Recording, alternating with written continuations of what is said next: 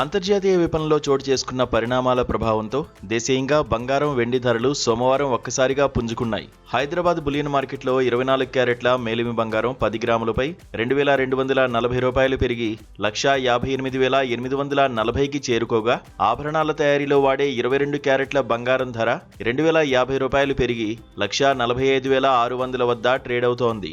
వెండి ధర కూడా ఇదే బాటలో పయనిస్తూ కిలోపై ఏకంగా 15,000 రూపాయలు అదనపు భారాన్ని మోపి 3 లక్షల రూపాయల మైలురాయిని తాకింది.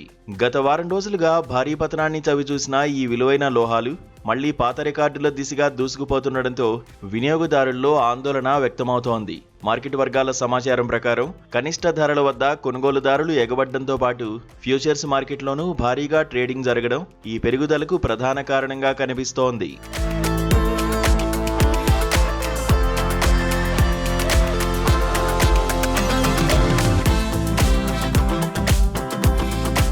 అంతర్జాతీయ మార్కెట్లో ఔన్సు స్పాట్ గోల్డ్ ధర మళ్లీ $5,000 మార్కును దాటి $5,030 వద్ద స్థిరంగా కొనసాగుతోంది. అమెరికా డాలర్ ఇండెక్స్ బలహీనపడ్డంతో పాటు జపాన్ రాజకీయాల్లో వచ్చిన మార్పులు ప్రపంచవ్యాప్తంగా పెట్టుబడిదారులను బంగారం వైపు మళ్లించేలా చేశాయి. వెండి కూడా అంతర్జాతీయంగా ఔన్సు $80కు పైగా పలుకుతుండడం దేశీయ ధరలపై నేరుగా ప్రభావం చూపుతోంది.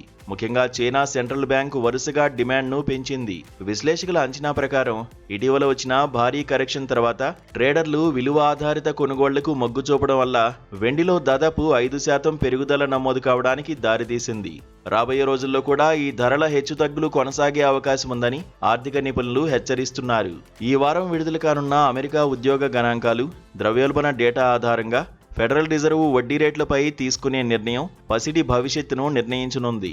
ఒకవేళ అంతర్జాతీయ పరిస్థితులు ఇలాగే కొనసాగితే 10 గ్రాముల బంగారం ధర త్వరలోనే 1.6 లక్షల రూపాయల మార్కును దాటే అవకాశం ఉందని మార్కెట్ వర్గాలు భావిస్తున్నాయి. అటు వెండి కూడా పారిశ్రామిక అవసరాల రీత్యా భారీ డిమాండ్ను కలిగి ఉండడంతో ధరలు తగ్గే సూచనలు తక్కువగానే కనిపిస్తున్నాయి. కొనుగోలుదారులు ప్రస్తుత పరిస్థితుల్లో మార్కెట్ ఒడిదుడుకులను గమనిస్తూ విడతల వారీగా పెట్టుబడి పెట్టడం శ్రేయస్కరమని విశ్లేషకులు సూచిస్తున్నారు.